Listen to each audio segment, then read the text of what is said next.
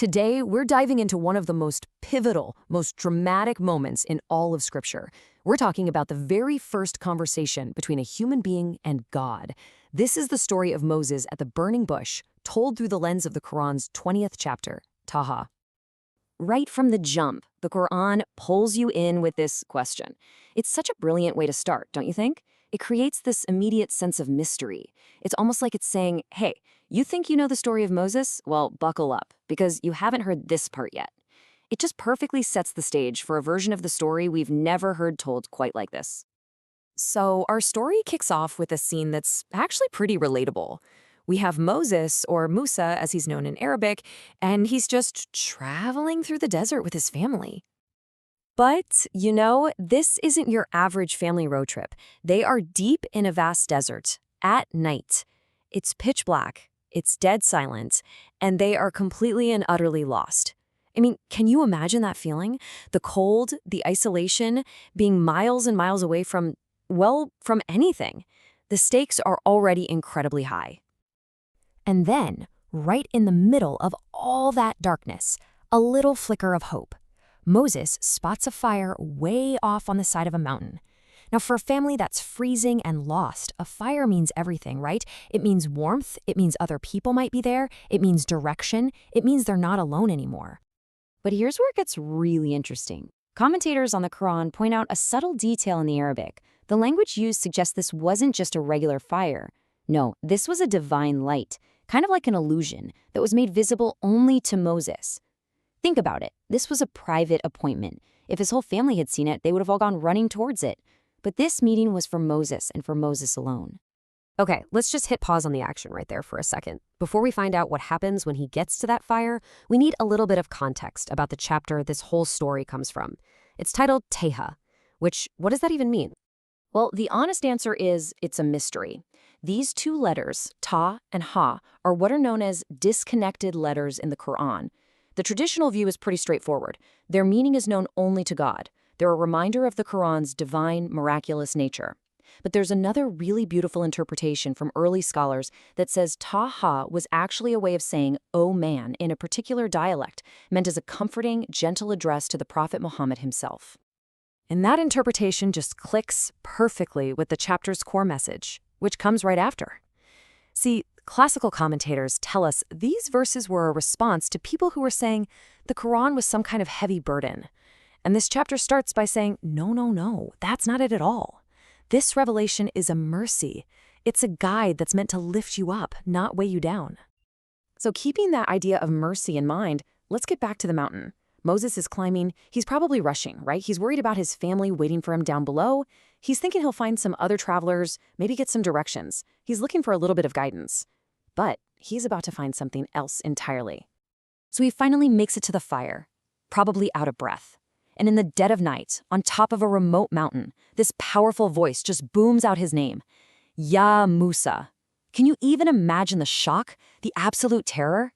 It's not just a voice. The voice knows who he is. And the words that follow are just so incredibly powerful and direct. There is absolutely no room for confusion. First, boom, he's called by name. That establishes a direct link. Then, boom, the voice says, I am your Lord. The master is revealed. Then a command, take off your sandals. And finally, the purpose, you have been chosen. In just a handful of words, everything is laid out.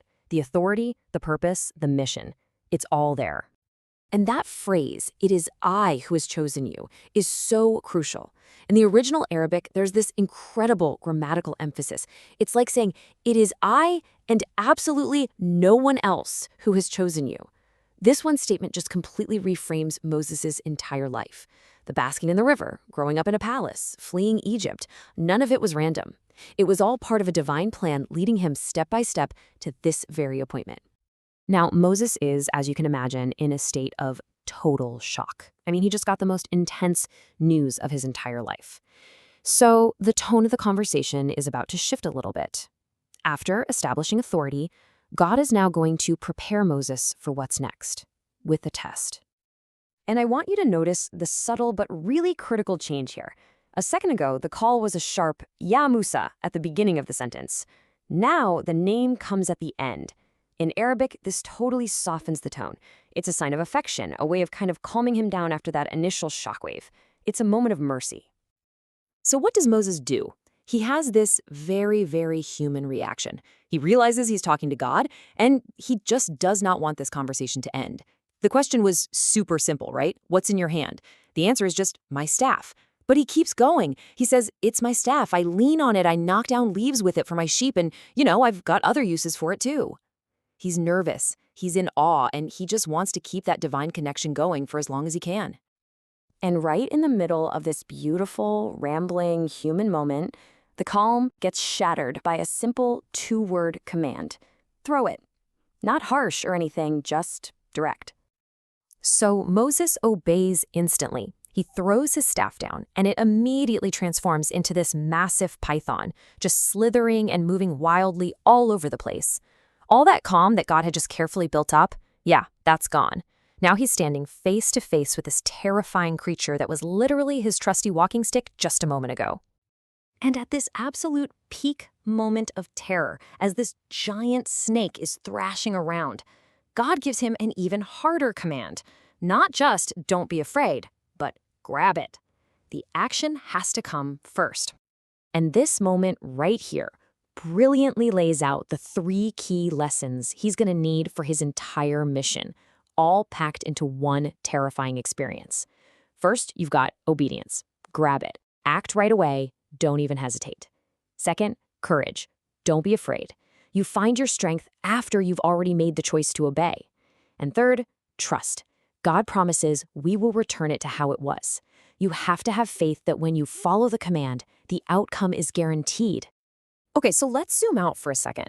This incredible story of Moses shows up a bunch of times in the Qur'an, and it's told in slightly different ways. And there's a really profound structural reason for that, which is kind of the key to understanding how the text works. See, in the Qur'an's narrative style, stories often act as what you might call supporting evidence. They're not just in there to give you a history lesson.